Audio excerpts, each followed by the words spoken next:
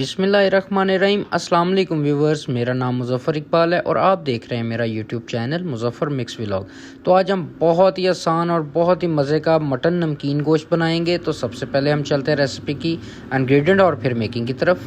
तो नमकीन गोश्त बनाने के लिए बहुत ही सादा मसालों का इस्तेमाल करेंगे, जिसमें मैंने आधा किलो मटन का गोश्त ले लिया है, ज़ीरा ले लिया है, साबुत ज़ीरा, और साबुत मैंने इसमें ले लिया है सूखा धनिया। इन दोनों को हम रोस्ट करेंगे अपने किसी पैन में और उसके बाद ग्राइंड करके इसके अंदर शामिल करेंगे।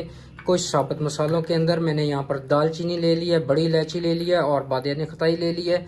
हस्बे ज़ायका नमक इस्तेमाल करेंगे, काली मिर्च, अदरक लहसुन का पेस्ट और कुछ इसमें प्याज शामिल करेंगे। तो चलते हैं अपनी रेसिपी की मेकिंग की तरफ। तो चूल्हे को ऑन करते हैं और बिस्मिल्लाह पढ़कर अपना काम शुरू करते हैं। तो सूखा धनिया शामिल करते हैं और साथ ही इसके अंदर ज़ीरा भी शामिल कर देते हैं और इन दोनों को थोड़ा सा हम भून लेंगे ताकि इनका फ्लेवर जो है वो ज़्यादा निकला है। और साथ में थोड़ा थोड़ा इसको ऐसे ही चूल्हे के ऊपर पैन समेत हिलाते जाएंगे ताकि। तो मसाले बड़े अच्छे से रोस्ट हो गए हैं। अब इनको थोड़ा सा ठंडा करते हैं और उसके बाद फिर ग्राइंड करते हैं। तो मटन को पकाने के लिए मैंने प्रेशर कुकर के अंदर थोड़ा सा घी शामिल कर दिया है। अब हम सबसे पहले इसके अंदर मटन शामिल करेंगे और मटन को थोड़ा सा भून लेंगे। अब साथ ही इसके अंदर 1 टेबल स्पून हम अदरक लहसुन का पेस्ट शामिल कर देते हैं। तो गोश्त हमारा बड़े अच्छे तरीके से भून चुका है। दरमियाने साइज़ के प्याज शामिल करते हैं जिससे हमारी ग्रेवी बहुत ही ज़बरदस्त सी बनेगी। तो गोश्त को गलाने के लिए मैंने इसमें तकरीबन 1.5 गिलास पानी का डाल दिया और अब इसको हम स्टीम लगाते हैं। यहाँ पर स्टीम लगा देते हैं, इसको बंद कर देते हैं अच्छे तरीके से और दोनों जो सीटियाँ हैं इसके ऊपर रख देते हैं और इसको 10 से 15 मिनट की हम स्टीम लगाएंगे। तो स्टीम भी लगनी शुरू हो गई है। हम अपने तमाम साबुत मसाले शामिल करके अच्छे तरीके से इसको अब हम ग्राइंड कर लेते हैं और जो इसका पाउडर तैयार हुआ है उसको निकाल लेते हैं। तो यहाँ पर गोश्त को स्टीम लग चुकी है। जब तक गोश्त नहीं, तो यहाँ पर 15 मिनट हो चुके हैं। अब हम स्टीम को खोलते हैं।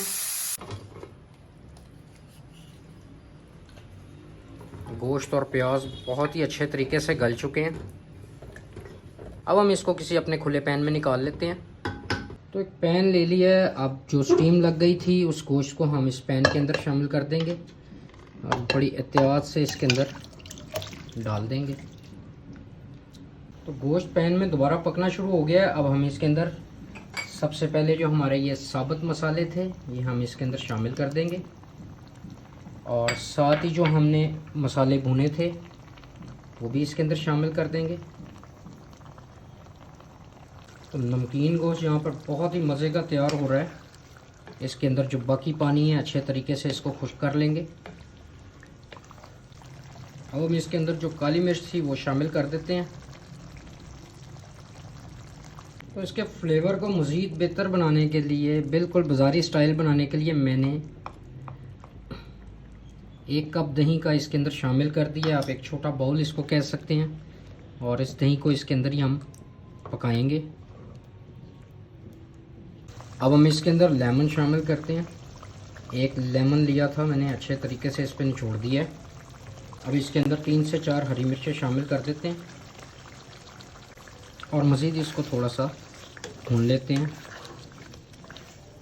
तो बाज़ारी स्टाइल नमकीन गोश्त बनकर तैयार हो चुका है। अब हम इसको अपने प्लेट में, डिश में, डोंगे में, किसी में भी डाल के डिश आउट करते हैं। डिश आउट करने के लिए एक प्लेट ले ली है। इसके अंदर हम अपना सालन जो है वो डालते हैं और ये ग्रेवी आप देख सकते हैं कि बहुत ही अच्छी ग्रेवी जो है वो इसके अंदर तैयार हो चुकी है। तो यहाँ पर हम इसकी अब थोड़ी सी गार्निश कर लेते हैं, जिसमें मैंने थोड़ा सा अदरक जो है इस पर डाल देते हैं। अदरक वैसे भी हाजमेदार होता है तो आप इसको अपने खानों में लाजमी शामिल कीजिए करें। और थोड़ा थोड़ा इसके ऊपर हरा धनिया शामिल कर देते हैं। व्यूवर्स, मैं उम्मीद करता हूँ कि मेरा आज आपको बिल्कुल ये बाज़ारी स्टाइल नमकीन गोश्त पसंद आया होगा। आप जब भी इसको ट्राई करें मुझे लाजमी याद कीजिएगा और अपने कमेंट्स में बताइएगा कि आपने किस तरीके से बनाया है। इंशाल्लाह मिलते हैं एक बहुत अच्छी रेसिपी के साथ। मुज़फ़्फ़र इकबाल को अपनी दुआओं में याद रखिए। अल्लाह हाफिज़।